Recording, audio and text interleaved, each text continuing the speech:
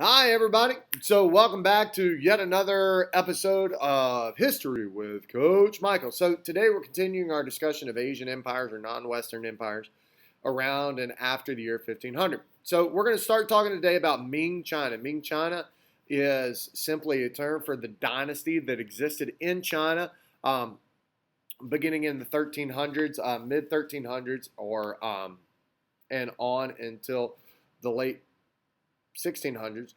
So that's Ming China. There you see the map there. It's not all of what we today would consider China. So you can see that. Well, Qing China, it's spelled Qing, contains much more of what today we would consider China. In fact, it's pretty much all of China that we consider today, including the Mongolia, as you can see there, and even a little bit of Russia that we can see there. Okay, so let's talk about some specific things. Well, in 1368, the first Ming ruler came in, and it's a guy named Hongwu. Hongwu took over from the Mongols. The Mongols from, obviously, Mongolia had taken over China, and they had ruled for several hundred years prior to that. Well, Hongwu was a poor peasant guy, and barely had enough money to feed himself, but he took over it and found out that he was pretty good at killing people, to be quite honest.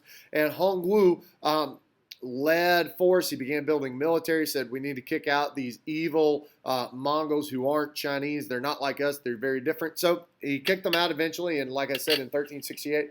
And he had a couple goals. So he had three goals. Okay, the first goal was he wanted to help out the poor. He was a poor guy. He wanted to help raise them, elevate them, get them to work. And he did that often by helping them cultivate fields, helped out with taxes, paying that as well. Okay, so second goal that he wanted to do was bring back scholars. China had a long history of Confucianism, and what that means is, or how that plays out in China, is that in order to be a high-ranking government official, you had to understand Confucianism, or not Confucianism, but you had to understand the rules of society, and basically you had to be good at your job, and you had to take a test to do that. They've had standard tests there for ages, literally for ages. They have had that. And the third goal was to ensure loyalty and eradicate corruption. So Hongwu was mostly concerned with that the people that followed him were loyal to him. So he established this Ming dynasty, and the group that was particularly loyal to Hongwu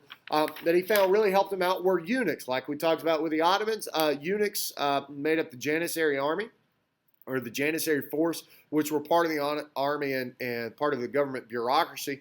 Well, Hongwu found the same with him, and so he often used eunuchs. The greatest eunuch leader in China comes along later with a ruler named Yongle. Hongwu's son Yongle took over for him in the late 1300s, and he had a eunuch who worked for him named Zheng Ha.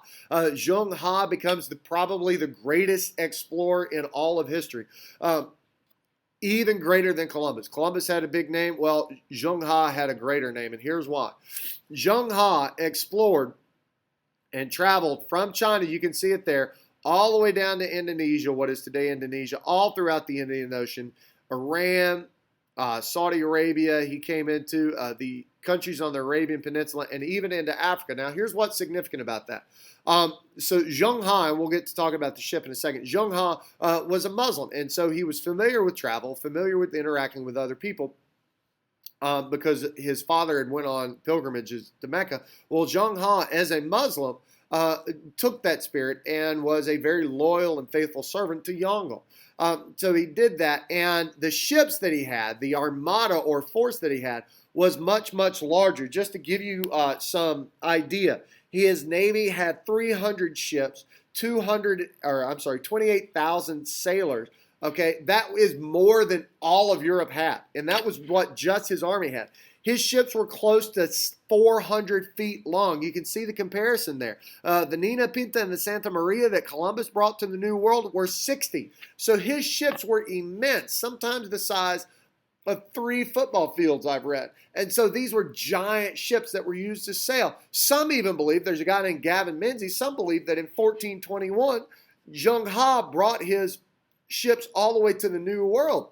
He claims that he found anchors. He claims that he can see some Chinese DNA in Latin Americans and the natives. And he claims all of those things is what Gavin Menzies said. Well, Unfortunately, the age of exploration, Chinese exploration and expansion, ended when Zhonghua and Yongle died. And what happened was the following Ming dynasty, Ming rulers, receded into isolationism. Now, even though they did recede into isolationism, they had traded with Zhonghua quite a bit and traded with others in China quite a bit along the Silk Roads. But Europeans wanted what China had. China had porcelain, China and silk, and the Europeans really wanted that. Well, the problem was Europeans or Chinese really didn't have anything that or want anything that Europeans had. They didn't have anything that Europeans wanted until the Spanish got silver out of Latin America. The Ming dynasty really liked silver, and they wanted to collect that silver, and they wanted to use that silver for their coins and for their money. Well, Chinese merchants, because of this, began to grow. China did not really hold merchants to be very high in society, and so it's important to note that as trade increased with Europe, trading the silver for porcelain, for silk, the merchant class grew because they grew more wealthy, and that was kind of a contradiction in society. And the Chinese saw that, and so what they did, they tried to stop the trade, and they tried to isolate it and limit it. And so they forced the Europeans to only trade in 3 ports. They were isolated in specific cities: Macau, Canton, and Peking. Well, the Ming dynasty faded, and around the year 1600, a new dynasty came out, and that's called the Qing dynasty. The Qing dynasty was led by a guy named Kangxi. The Qing dynasty comes from Manchuria. Manchuria, if you look on the map, you can see it is from northeastern China, way up here in the northeast. And Kangxi is the leader. Kangxi becomes the leader of that group, and becomes emperor. Kangxi was an intellectual. He reduced government spending. The government under the Ming had spent a lot of money. Another ruler that comes after him is his grandson Qianlong. Qianlong, under his leadership, reaches its largest size. They also begin producing a lot of goods. And so China, or rather Europeans, continue to want to trade with them. But the problem is the Chinese simply aren't really interested. They do like some of the things that some of the monks bring, particularly clocks. They seem to really enjoy or seem to really like. But they would only trade with groups if they did something called the kowtow. Now, there are 2 separate countries that are allowed to trade. Now, the Netherlands or the Dutch were allowed to trade with the Chinese because they did something called the kowtow. You see here in the picture, you see them bowing down to the Chinese emperor. Well, that was part of the requirement. If you want to trade with China, you will submit yourself and bow down to the emperor. The Dutch did it, and so they were allowed to trade. The British did not do it, refused to do that, and so they were not allowed to trade with China, and so they were kicked out for a while. Well, they eventually come back, but we'll talk about that more later. So that's China from the years 1400 to 1800. All right, now let's turn our attention to Japan. Now, I say Tokugawa Japan for a very specific reason. Tokugawa becomes the ruler and what we're called the shogun. Well, Japan, as we think of it, wasn't one solid country. It wasn't all unified. It was on the island, and it was on these islands, and it was isolated, but they were not united. So let's talk for a few minutes about Japan. Japan in the Middle Ages was very similar to Europe. In fact, it was almost identical. They just had different words for things. At the very top, they had the emperor, just like in Europe, they had kings. And below them, you had people called daimyos. Daimyos were feudal lords that were loyal to the emperor, supposed to be loyal to the emperor. And working for the daimyo, you had samurais. Now, this is a picture of a daimyo. Basically, the daimyo own land, and they have samurais or knights working for them to make sure that taxes in the form of rice are collected from the peasants and making sure the peasants are protected. Peasants work for the daimyo because they protect them, and that's the whole idea. That was part of the exchange. Well, eventually, pulling Japan out of their Middle Ages are what we'll call 3 great unifiers. And these 3 guys really work hard and really unify Japan. There are 3 of them.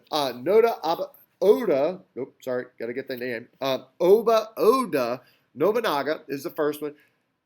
Toyotomi Hideyoshi, and lastly but not least, Tokugawa Ieyasu. Tokugawa is right here, and there's a picture of him. Now, all 3 of those guys work eventually to unify. In fact, they all knew each other. Oda Nobunaga, the first guy here, worked and solidified and unified Japan altogether. Hideyoshi took control after Nobunaga was killed by one of his feudal lords, and Tokugawa took control when Hideyoshi went to Japan or to Korea to try to expand his rule. So here's what is important about Tokugawa. Tokugawa moved the capital to a city called Ito, which today we call Tokyo.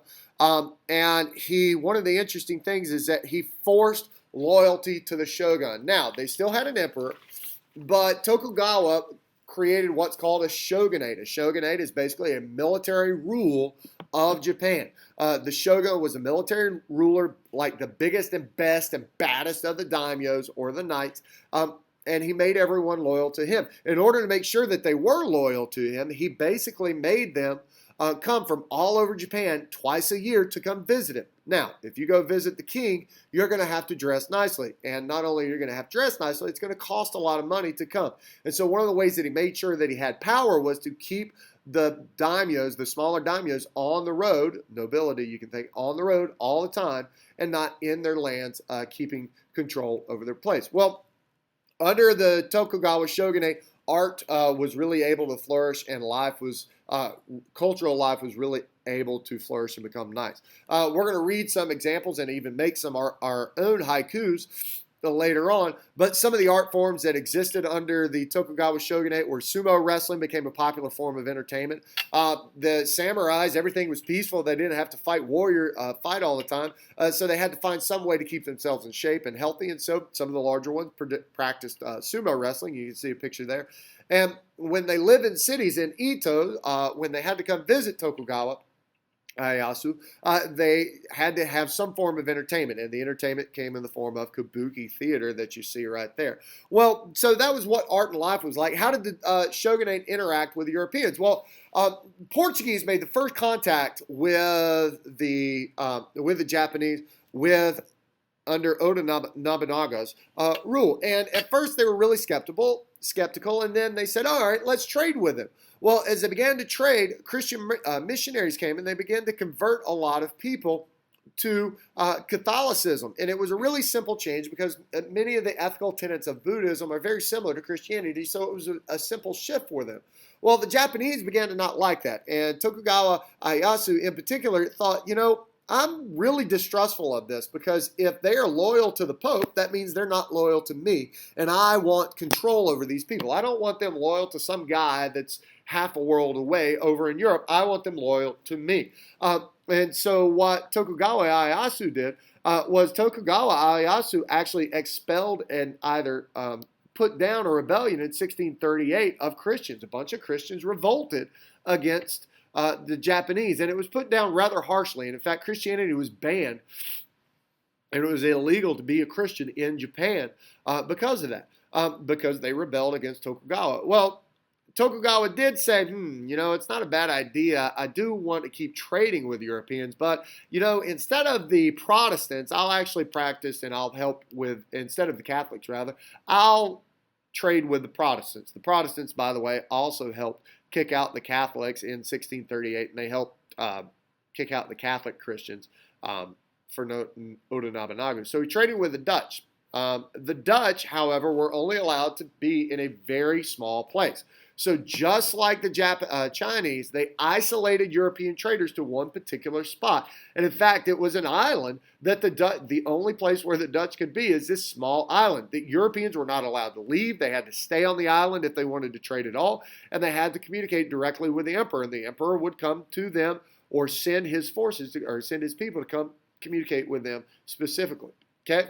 So there was a lot of distrust there. And like I said, it even led to Protestant versus Catholic conflict all the way over in Japan from Europe. Okay, so both countries are isolationists. They don't want to trade with Europeans, and they both only allow them to operate in very small confines. And I hope you guys have a good day. That's a summary of it. Bye-bye.